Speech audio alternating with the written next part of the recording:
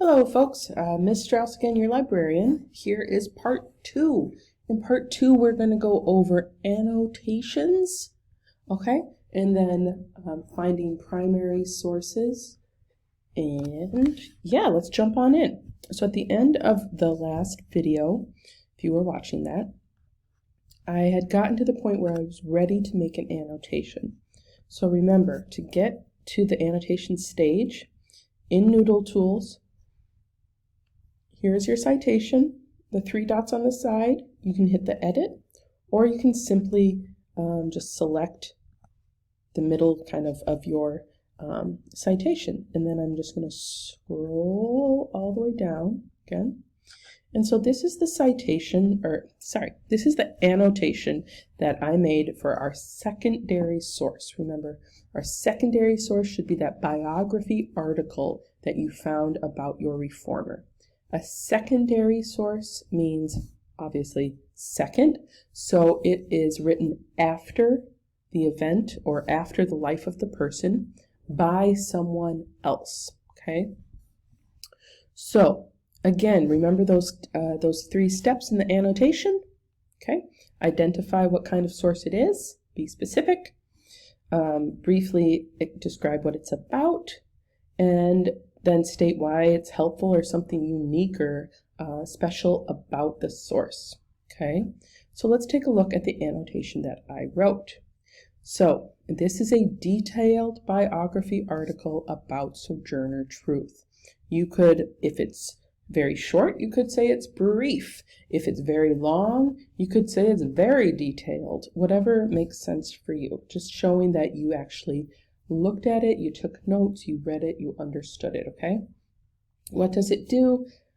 This is pretty generic, so I hope that yours is a little bit better just because I'm doing mine really fast, and you should have taken the time to really understand your source. But so it outlines the important dates of her life, focusing on her work with abolitionist and women's rights movement. Then step 3, what does it include that's special, or how is it extra specially helpful to me? So the article includes a timeline of important dates in her life, is well organized, and allowed me to focus on the segments about her reform efforts. Okay? So that is my annotation. It's short, it's sweet, it does what it needs to. I press the save button, and there it is. It's right underneath. If I need to come back and fix it, again, I can just press the edit button, or just click on the citation itself. And if I need to take a look at that source again, remember, I can just go to this box here that says View Live Web Page, and it's going to take me back exactly to where I was. Isn't that nice? Woo! Thanks, Noodle Tools. All right, so again, that is the citation and the annotation for your secondary source. Now, we're going to take a look at your primary source. So if secondary means second, right, written after the time by someone else, primary source means first. It means it came from that time period, that event. It was either written by someone who was there, or it was written by the person themselves, right?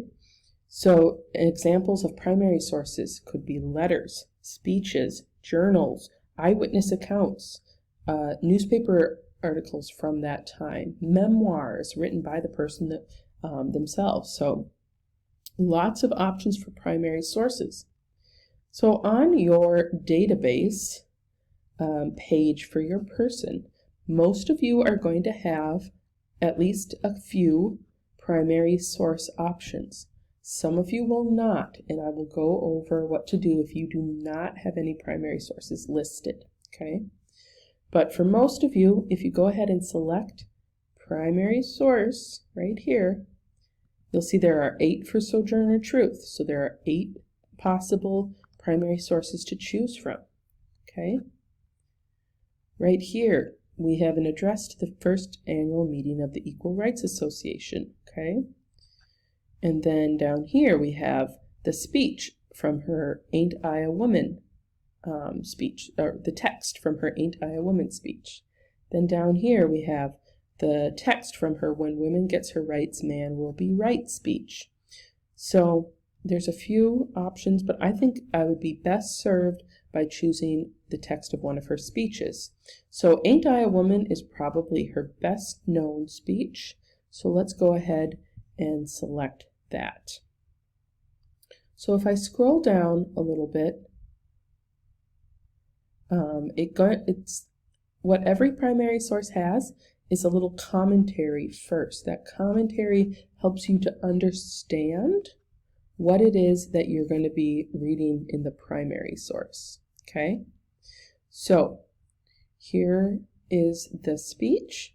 Okay, here's the commentary on top, and I'm going to go ahead and cite it. So here it is. I'm going to export it to Noodle Tools.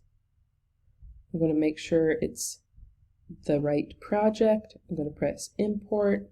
That green bar shows me it did it correctly. I'm going to close this tab. I'm going to close this. In Noodle Tools, I'm going to refresh. And there it is. Here's the citation.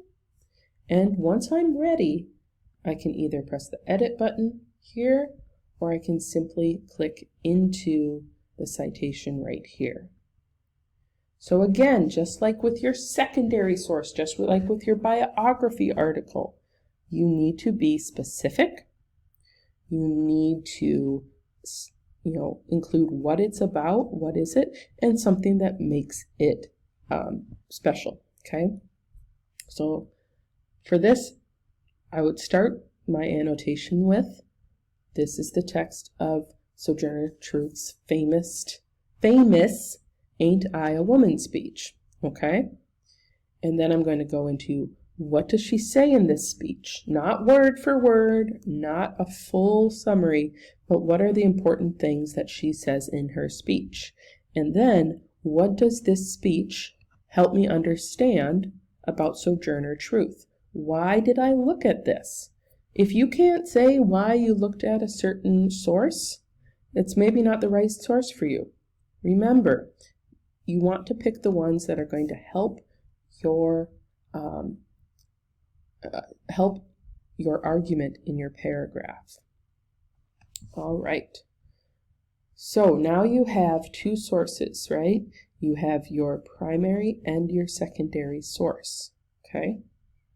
The next thing you want to do is we are going to do the hardest part, which is to find that, well, I think it's one of the more difficult, but it's also, I think, one of the coolest pieces that we do with this assignment, which is to find a historic newspaper article about your reformer. So remember how I told you folks that if you didn't have any primary sources listed on the database, here's what you can do. You can find 2 historic newspaper articles instead. So the historic newspaper articles count as primary sources, okay? Because they were written at the time. We're going to use a very special website to do this. So make sure that you are back at the LibGuide, and you're going to want to come back to the home page. So just select that top tab, the home page tab, and we're going to scroll down a bit until we find Chronicling America. Chronicling America. This is a digitalized newspaper collection put out by the Library of Congress. So go ahead and select Chronicling America. All right. So from here, we are going to go right to advanced search. Okay, folks, we're right to advanced search in the middle here. So go ahead and select advanced search. Okay, and this is the important piece, folks. You need to adjust the year range. Otherwise, you'll be getting things way after the event happened, and they'll no longer be primary source newspaper articles. Okay, so we are going to make our start date 1820. Okay, remember our reform movement is roughly 1820 to 1860.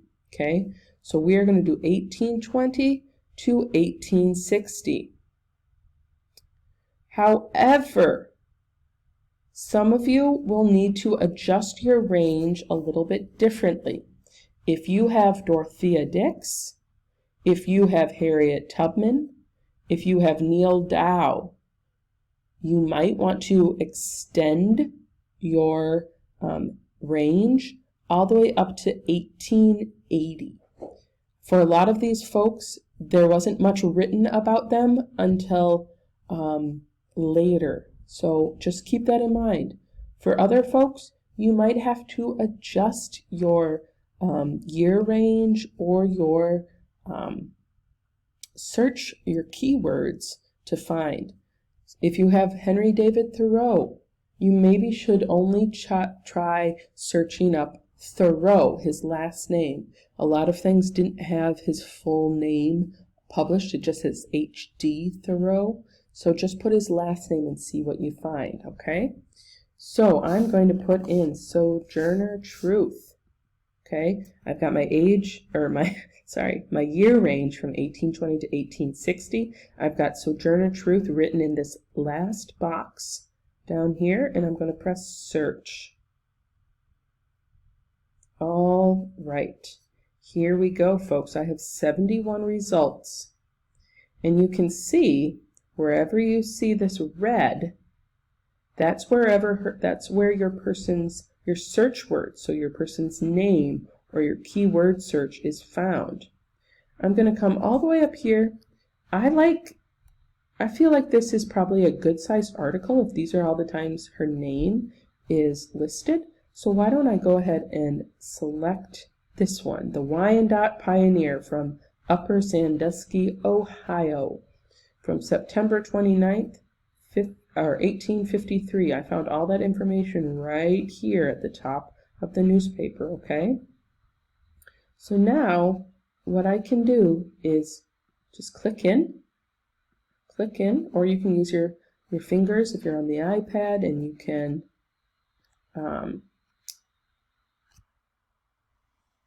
take a look and you can move in and out. Whee! Okay. And here we go. So the name of the article is called The Women Movement, a Highly Colored Speech. Obviously, that wouldn't be so good today, but at the time, that was what they said. So here is an article all about Sojourner Truth giving a speech, okay? And so it has the text of her speech, okay? And it's giving the background at the Women's Rights Convention in New York, where all shades and hues of character and skins were mixed up, and where so much of the scandalous was acted on, the most notable speech was made by a colored woman. Oh my goodness, yes. The report gives us the particulars. So that's what this newspaper article is. It's a report on a speech that Sojourner Truth gave at the Women's Rights Convention in New York. Okay? And we know where it's from. It's from the Wyandotte Pioneer. We know when it's from, September 29th, 1853, Upper Sandusky, Ohio. Okay?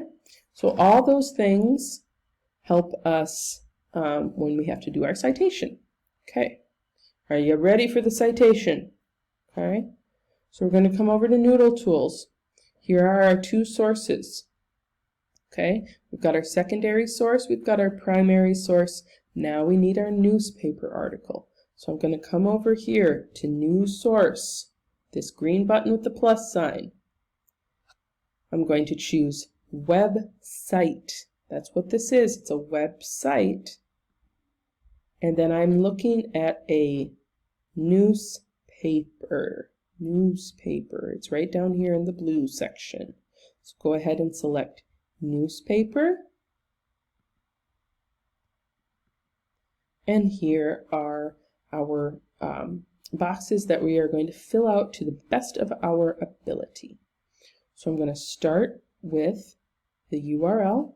I'm just going to copy that URL. I'm going to paste it in the URL.